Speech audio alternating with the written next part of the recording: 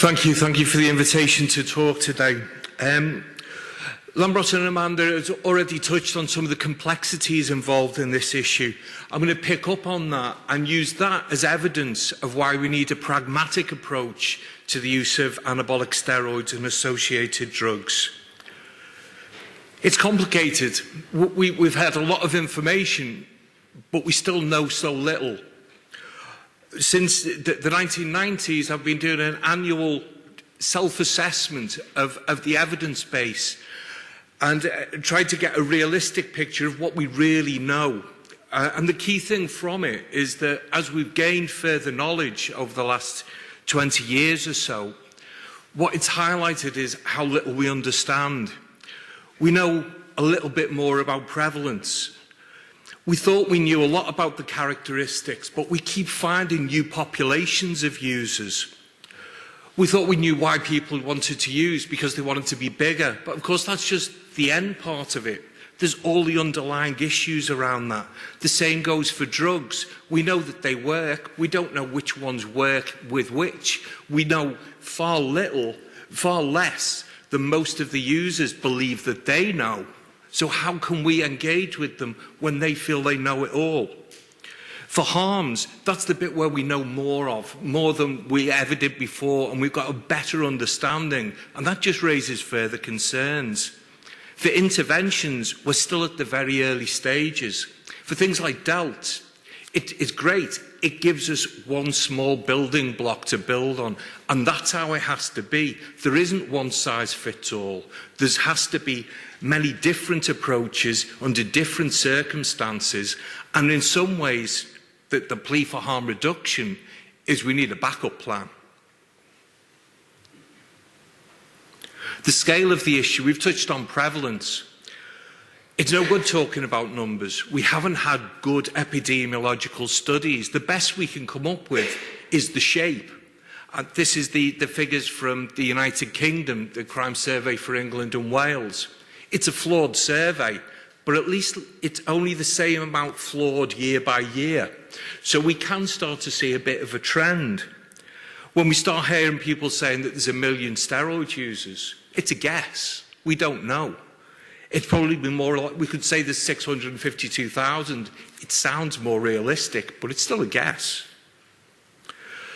Dominic Sago's work around prevalence, methodologically it was good, but it was built on sand. Most of the studies that were used were not reliable. All they gave were different snapshots at different points of time with different populations. Harrison Pope's estimate that there's tens of millions of users. Even if he's out by a factor of 10, there's millions of users out there. This is a huge issue. It's a massive issue for public health. In the UK, we can see that from the number of people presenting to needle and syringe programmes. When we talk about the drivers, what's making people use, it's very easy to look at popular culture. We can pick really good images to draw on. I'm perfectly placed to do this because I've got every edition of the Spider-Man comics from 1 to 700. Number 1, scrawny little insect fella. Now, look at the muscular definition. He doesn't need superpowers with those muscles. If we look at Action Man, these are photographs of my actual collection of Action Men. In 1964, I haven't actually named them, I haven't gone that far, but you see the general shape, we give him fancy uniforms, but then suddenly he's got all these muscles. The temptation is to say that it's these things driving the use, but whether it's a reflection of the use, we don't know. We just know that those things are happening. In actuality, there's a lot more complex reasons, and Lambros touched on that to a degree, and these are external and internal factors. Obviously, media pressure, sporting influences, economic considerations. If you're third generation unemployed in a deprived area, if you're big enough and brave enough, you can always earn money. So there's gang culture, there's many different factors mixed in there, together with the psychological drivers, the self-esteem, pubertal timing. When people get to the late teens, there's a feeling that everyone around them, for males, everyone around them is developing quicker. They're getting hairier, they're getting bigger genitals, they're getting girlfriends. Or maybe it was just me who felt like that. But it's a drive for young men that they feel is challenged. They want to mature quickly. And of course, there's body dysmorphic disorders, probably a relatively small proportion of users.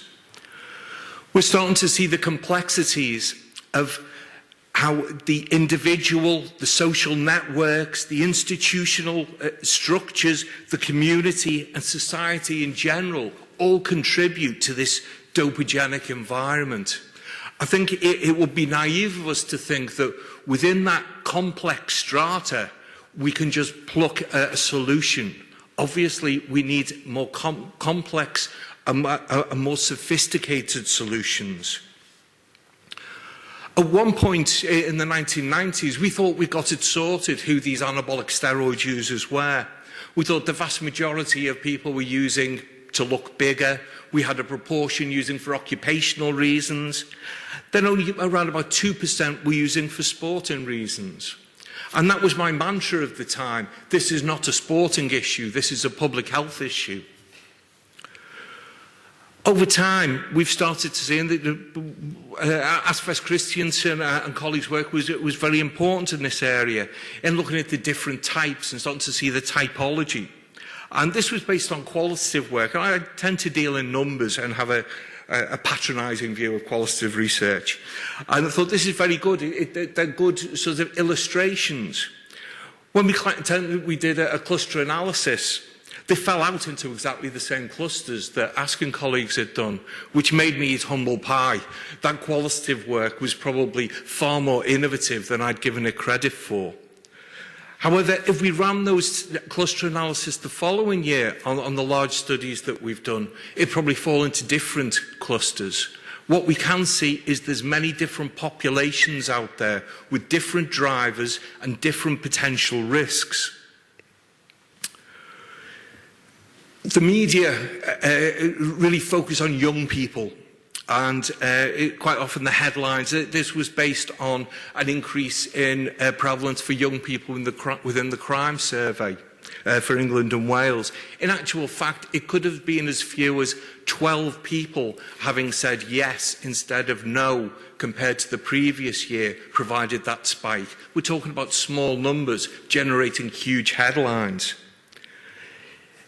It's very easy imagery we can use, and we can talk about the Love Island generation and how that is driving this body-conscious youth. Our last study that we did with anabolic steroid users within gym cultures found that you're as likely to be over the age of 40 as under the age of 25. This is not just a young person's issue. Rather than that body beautiful, you may be seeing people trying to retain the vigour that they've had in previous life. I'll disagree a little bit with Lambros.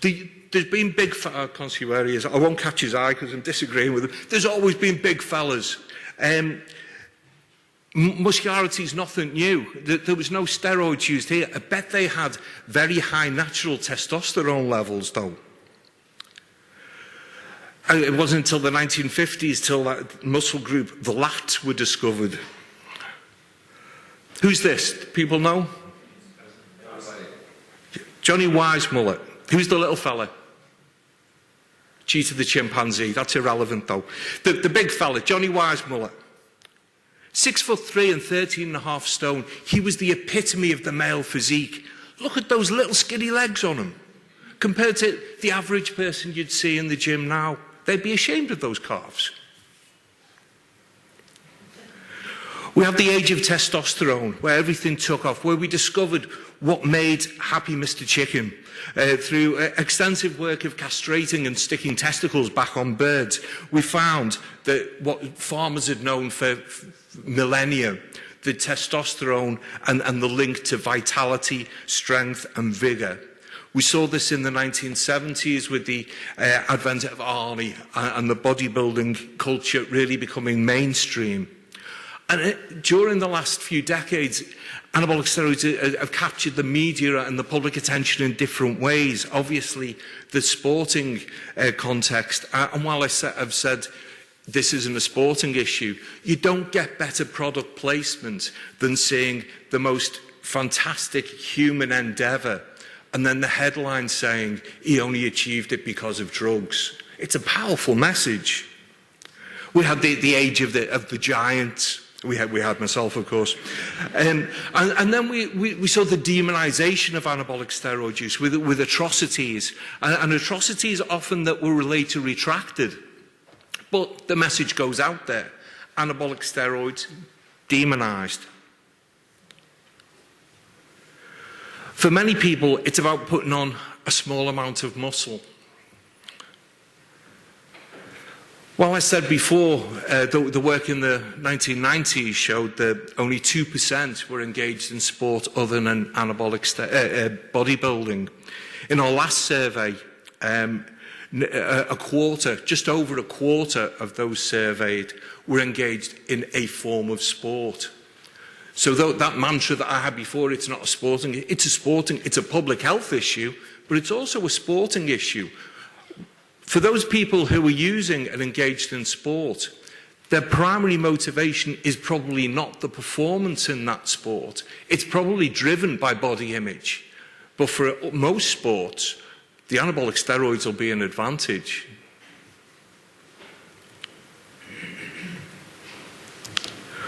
I won't go into detail about the harms. I know it will be picked up later on today.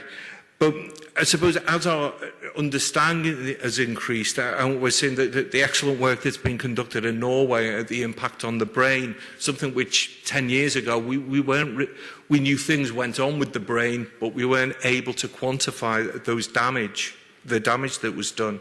The thing that Willem will pick up, I'm sure, over hypogonadism. Again, early on, we were concerned about the liver, we were concerned about blood-borne viruses. There probably wasn't the focus on the long-term damage to the endocrine system. We're also seeing that in some populations, there's blood-borne viruses. In fact, in the UK, the prevalence of HIV amongst anabolic steroid users is as high as amongst those injecting heroin, between 1% and 2%. That doesn't mean to say that they contracted HIV through sharing injecting equipment with other users. It could be through sexual contact. It could be through prior psychoactive drug use. Again, we've seen from Norway that crossover between psychoactive drugs and anabolic steroids and other performance-enhancing drugs. This drug use doesn't happen in a vacuum. In fact, we can see in one of our recent studies that the range of different drugs that are used, including things like Viagra and melanotan, both associated with it, obviously increased libido, and also cocaine, that almost half in one of our surveys of users had used cocaine in the previous year. The UK has taken a pragmatic stance. We can see that in the NICE guidance, the clinical guidance, the need for the use for harm reduction. This isn't saying that prevention shouldn't be there, but there is the need to recognise that use will go on. These are all policy documents from the UK around healthcare. For prevention, I see prevention as being right the way from primary through to relapse prevention and everything in between. So we can look at that prevention wheel. But behind that, we should think about for those people where these activities don't work, that we need a harm reduction approach. We need to limit the damage for while people are using.